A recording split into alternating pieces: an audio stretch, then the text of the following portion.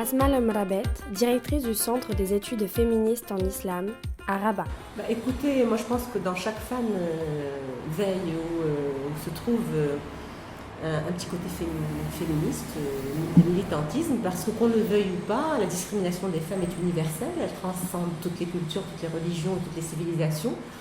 Et donc, ici ou ailleurs, il y a toujours de la discrimination envers les femmes, et donc, consciemment ou inconsciemment, chaque femme, je crois, milite, qu'elle le veuille ou pas, volontairement ou non, quelque part contre ces discriminations. Donc, premièrement parce que je suis une femme, deuxièmement parce que je suis musulmane, et il semblerait que la religion musulmane soit la plus misogyne envers les femmes, c'est ce qui est à revoir et à discuter. Mais bon, donc, et en étant musulmane, donc je me suis un petit peu sentie concernée, justement.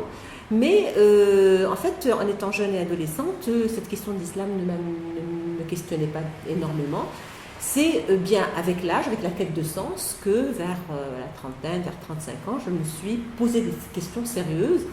Et justement, concernant l'égalité, justement concernant toutes les discriminations que vivent les femmes musulmanes, notamment marocaines et au Maroc, est-ce que vraiment cela est dû à la culture et à la religion, comme on veut bien le dire, ou bien c'est autre chose?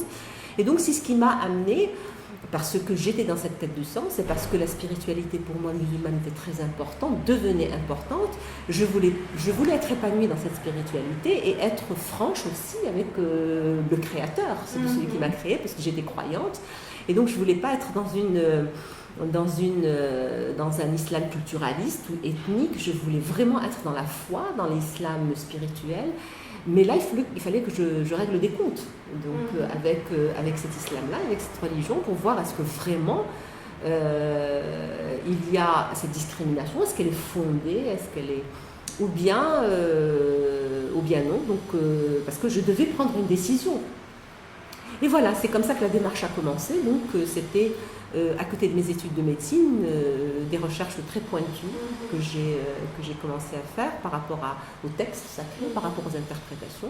Et voilà, c'est comme ça que je me suis retrouvée, donc, du jour au lendemain, en train de lutter justement pour une égalité, pour la non-discrimination des femmes, à partir d'un référentiel religieux, certes, mais qui se veut ouvert à toutes les sensibilités et toutes les autres luttes, qu'elles soient laïques ou pas. Et du coup, alors vous dites justement que vous cherchez dans le Coran, dans les écritures musulmanes, vous cherchez un argumentaire. Voilà. Alors, comment ça se traduit, ce féminisme religieux? Comment il se traduit? Écoutez, il se traduit comme tous les autres féminismes. Moi, je dis que le féminisme universel, avec un grand U, universel, est quelque chose, c'est-à-dire où on a des principes universels, c'est-à-dire des principes universels, des principes comme celui de l'égalité, bien sûr, celui de la dignité des femmes, celui de la non-discrimination, du respect des femmes, etc. Donc tous ces principes-là, je crois qu'on les partage partout, là où on va, quelle que soit notre culture, notre religion, notre non-religion. D'accord. Mais chaque féminisme a ses racines, a son contexte, a ses points d'origine.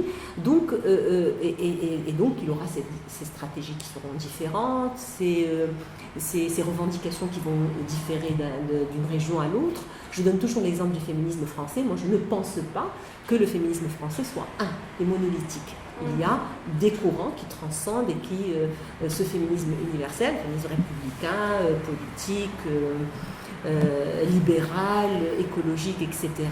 Et puis le féminisme de l'Amérique latine, c'est une théologie de libération aussi qui, depuis la théologie de libération chrétienne et religieuse, donc se cherche et trouve des revendications donc au niveau des textes, etc. Donc voilà, alors pourquoi pas le féminisme musulman? Et du coup, c'est quoi les revendications? Alors les revendications, c'est ça, c'est toujours la même chose, c'est revendiquer l'égalité. Nous sommes des femmes musulmanes, bien sûr, mais des femmes quand même avant tout. Et donc nous avons au sein des textes justement des argumentaires qui ont été marginalisés par la lecture misogyne. Pendant des siècles, ce sont les hommes qui, comme dans toutes les écritures, dans toutes les religions, ont eu le monopole de la connaissance religieuse.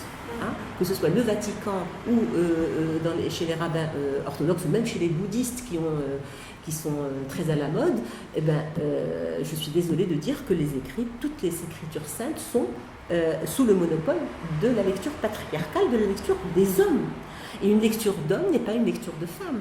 Et donc toutes les femmes dans toutes ces religions étaient marginalisées. C'est le cas de l'islam aussi. Donc, il y a eu des femmes pendant les premiers siècles qui ont lu le Coran, qui ont interprété le Coran, qui ont été même mouftis, c'est-à-dire qu'elles ont fait des fatwas, des avis juridiques, et on les a marginalisées. Elles existent, leur nom existe au niveau des livres d'histoire, mais personne ne les enseigne, personne ne trouve important de faire enseigner tout ce patrimoine-là qui est très important.